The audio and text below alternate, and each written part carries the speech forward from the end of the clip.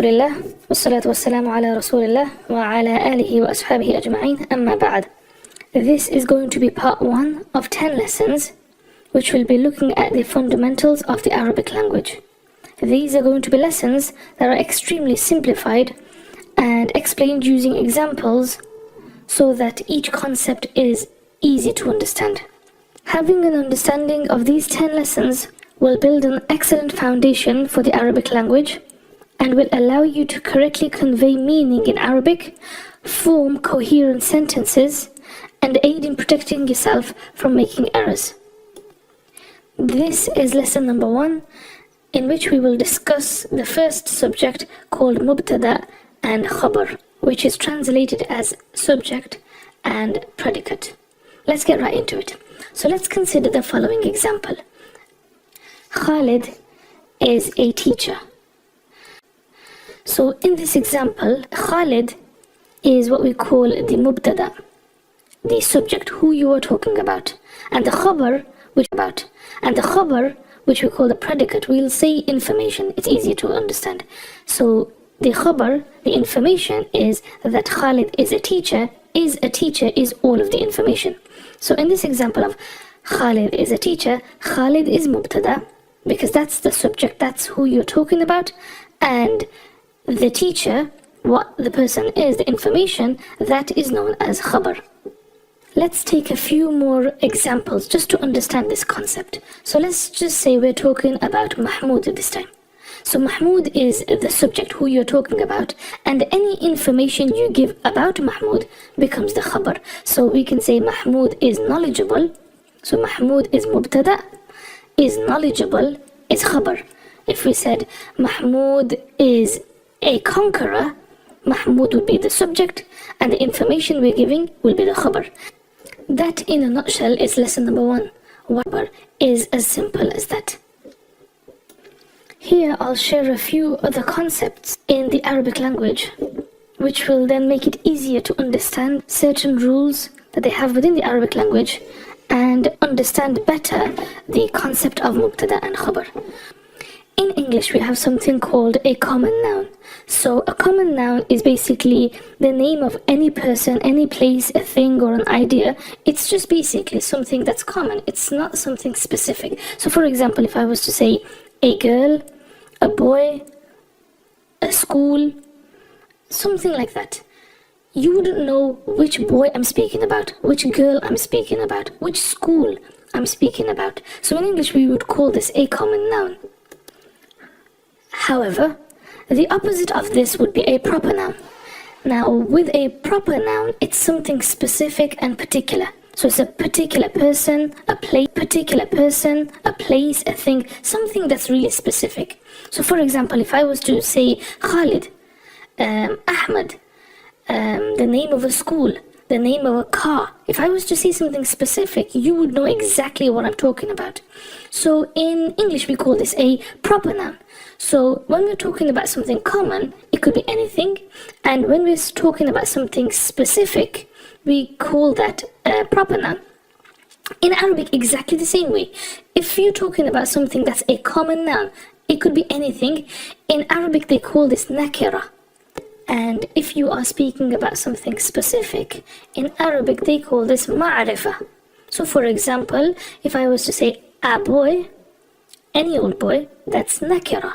If I was talking about someone specific, like Khalid, this is a proper noun. This in Arabic will be known as ma'arifa. So now you understand two new concepts. When you are talking about something common, it is known as nakira. When you are talking about something specific, it is known as ma'arifa. Now in Arabic, what they do is, when they have a word that is nakira, then that word itself, it has a tanween on it. That means either it has 2 dhamma on it, 2 kasra on it, or 2 fatha on it. Let's take the example of a man is knowledgeable. So first of all, a man in Arabic is called rajul, and knowledgeable is alim. Now, because it is any man, we don't know who this man is, it's not specific, it's just a common noun, we would say rajulun with 2 dhamma on it, rajulun alimun.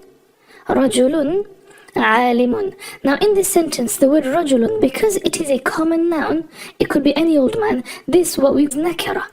However, if the same sentence was about somebody specific, so instead of talking about a man, we said Mahmud.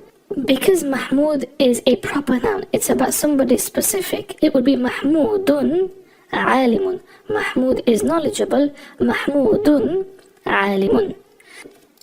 Now in English, if you wanted to turn a common noun into a proper noun, it's very simple. All you do is you change the article. So for example, if we had a man is a teacher, we don't know who this man is, but you wanted to make it specific, you could just say the man.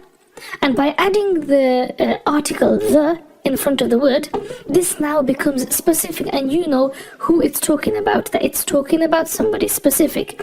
So it's taking a nakira and turning it into ma'rifah. So in English, you just take the a, for example, an apple, you change it into the apple.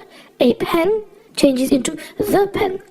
In Arabic is exactly the same. It has a very similar concept. In Arabic, what you do is, if you have a common noun like rajulun, a man, and you wanted to turn it into a proper noun, all you do is you put alif lam at the beginning of the word.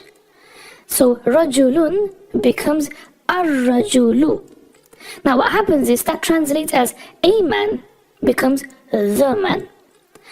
When you do this in Arabic, the difference is that at the end, the word rajulun, the tanween it had on the end of two dhamma. For example, rajulun, the two dhamma turns into one, because whenever any word has an alif lam at the beginning, whether it has two dhamma, two kasra or two fatha, they always become one. And that's it. That's how you turn a common noun. If you were saying rajulun alimun, a man is knowledgeable, and you wanted to turn it into somebody specific, you say ar-rajulu alimun. Job done. Now let's go back to what we were talking about today, which is mubtada and khabar. Let's take the example of Mahmud is knowledgeable. So because Mahmud is the subject who we are talking about, Mahmud is our mubtada, and being knowledgeable is the information, that is our khabar. Now the rule regarding mubtada and khabar is that the mubtada is usually ma'rifah, it's a proper noun, and the khabar is usually nakira. That's how it works. So based on what we've learnt now, if you had Mahmud, because Mahmud is already a proper noun, perfect. That can be your mubtada, Mahmudun alimun. And alim, any information about Mahmud, is your khabar. If, however, your mubtada was not a proper noun, it wasn't ma'rifah, then based on the concept that we've just learnt, you would turn it into a ma'rifah simply by adding alif lam. So if your sentence started off with a man, rajulun, alimun, then to turn it into ma'rifah, you would put an alif lam before it, ar-raju, and at the end the lun, two dhamma becomes one, ar-rajulu alimun. This way you are sticking to the rules of mubtada khabar, where the first word is always a proper noun, or what we call a ma'rifah, and the second word is nakira, which is your khabar, your information. One final thing to keep in mind is that if the mubtada is feminine, then the khabar, the information, will also have to be feminine as well. So to change a word into feminine, to change it into the feminine form, in Arabic at the end of the word, most of the time you add what we call a round ta or ta marbuta. Let's take a look at an example so this makes more sense. Let's change Mahmud, who is knowledgeable, alim. Let's change Mahmud into a girl. So let's just change Mahmud into Khadija. So if Mahmud becomes Khadija, it would now be Khadijatun alimun. Before Mahmud was Mahmudun alimun, Mahmud is knowledgeable. We've now changed it into Khadijatun alimun. Now the problem is that the mubtada and the khabar do not match, because the first word is feminine but alimun is masculine. So what do? We get the word alimun and we add a round ta or ta marbuta at the end of it, and alimun becomes alimatun. So now it becomes خديجة عالمة. Let's take another example. If we were talking about Mahmoud, being pious, the word for Mahmoud is Mahmoud, and end of it, and pious is Salih. So it would be Mahmudun, that's the subject, Salihun is pious, that's the information, the khabar. But what if it wasn't about Mahmoud, it was about Khadija? In that situation, it would be Khadijatun Salihatun. And that tun sound at the end of it, that tells you that it is now conformative of the previous word, and they both are now feminine. Now let's summarize everything we've learned today. So we've learned about mubtada and khabar. Mubtada is your subject, who or what you're talking about, and the khabar is the information about your subject. Mubtada comes first, khabar comes second. Mubtada is usually ma'rifah. It is something or someone specific, and the khabar is usually nakira. It's common. If for some reason your mubtada is nakira, it is common, it is easy to change it into a ma'rifah simply by adding alif lam. It should be remembered that if a word does have alif lam, then it will not have a tanween at the end of it. And also, the mubtada and the khabar, they should match in gender. So if the mubtada is masculine, the khabar will be masculine as well. If the mubtada is feminine, the khabar will also be feminine. Now it is extremely important that you practice the rules that you've learned on examples to strengthen your understanding. To see how much you've understood from this lesson, I will attach a few exercises below where you have to translate English sentences into Arabic correctly using the rule that you've learned today. In order to help you with the exercises, so whether you're translating from English into Arabic or from Arabic into English, if you are not sure of any of the words, or you don't, where it will have English words and the translation for them in Arabic in singular and plural form, so you can use the word bank to help you with the translation of the words.